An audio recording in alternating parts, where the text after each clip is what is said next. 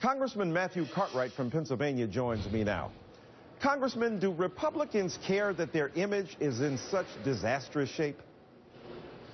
Oh, I think they do. I think they have to cringe when they hear things like what you quoted Senator Cruz saying at the top of the show. I mean, jokes about Nigerian scammers.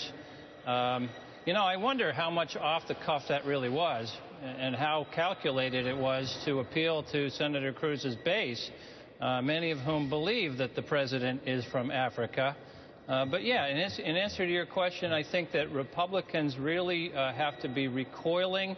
The mainstream, you know, I call them country club Republicans, the center of the road type Republicans, they must be at their wits' ends when they try to think about how to deal with Senator Cruz. But you get this, you know, you see this happening when a law like the Affordable Care Act becomes pretty obvious that it's going to take root, that it's going to work, that it's going to be a part of the American legal structure.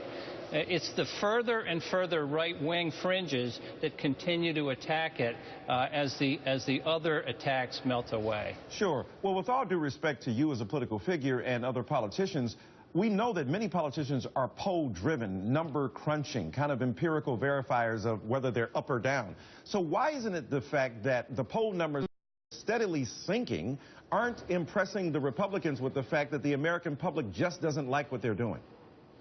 Oh, I think a lot of them are paying attention to it. In fact, we saw during the shutdown, a lot of the centrist Republicans were actually coming out and saying in public that they would be for a clean CR, opening up the government again with no strings attached. But you hear the continual rain of quotations from the right-wingers. You know, I have one here, Michael Eric, that I want to read. Speaking of Senator Cruz, right. Quote, "Never in the history of the world has any measure been brought here so insidiously designed as to prevent business recovery, to enslave workers, and to prevent any possibility of employers providing work for the people." I mean, that kind of over-the-top, overblown rhetoric we've seen, but that wasn't from Senator Cruz. That was from Republican Congressman John Tabor in 1935, and he was talking about Social Security at the time. Wow, the parallels are pretty frightening there, as Dr. King would say. Well, what is it about the wolf whistle politics that you referred to earlier in regard to Ted Cruz, about the Nigerians who are now on the payroll basically trying to work on the website? Why is it that they continue to exploit the implicit racial passions that are deeply embedded in this country as opposed to playing to the higher road where we can all come together? Well, I don't know that they're doing that, Michael Eric, but I will say that I suspect it. And whether they're doing it on purpose, it does appeal to the people who think that way. There are, you know, a lot of fairly backward people that are a part of the base of people like Senator Cruz, and comments like that just are right up their alley. Yeah. Well, we're going to talk to, talk about a judge later on, a Republican who you might have heard about, who said, look, enough is enough. You know, are there going to be other Republicans joining him who say, look, this is too I'm here as a Republican. I want to stand behind principles that can be morally defensible. But this kind of stuff that they're doing now is playing to a base constituency in their party, which really goes against the best interests even of the Republican Party, much less to save the entire nation. Well, as I say, I think I see it as the kind of the last great gasp of the right wing against the Affordable Care Act. It's sort of to be expected. You know, the moderates fall away from the attack.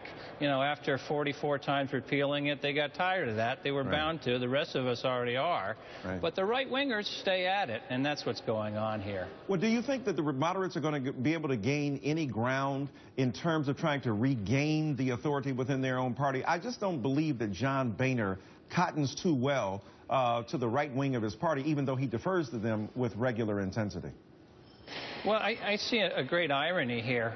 Somebody like Senator Cruz or folks who are in blood-red districts who can go on with nonsense like this, they're not in trouble. They're not going to be in trouble. The people who are going to be in trouble are the ones who are guilty by association, and we're talking about the moderate Republicans who are in closer districts, who stand a reasonable chance of losing because of their association with the Republican Party and what it got up to with this ridiculous shutdown. shutdown we just went through. Right. Well, look, finally, tell us behind the scenes what's really going on with some of these moderate Republicans that you know who are really, just turned off by what their, right-wing brothers are doing. You're there behind the scenes. Tell us, is there really a groundswell for, some kind of simpatico between moderate Democrats, moderate Republicans, people who can move this country forward? Well, Michael, Eric, I want you to know I get along with all of my brothers and sister members of Congress, and most of them are great company, nice people to be with. It's just that when the hardline right-wingers get up to a microphone, you kind of just have to put your hands over your ears when you hear the things that they say. Yeah. But yes, there are a lot of moderate Republicans that I think really want to save their party. It sounds like Senator McConnell is desperately trying to save the party. I think the Speaker of the House is really at his wits' ends and has been for some time with how to deal with this situation. No doubt. Well, all I can say is God bless you up there, my friend. Congressman Matt Cartwright, thanks so much for your time tonight. My pleasure.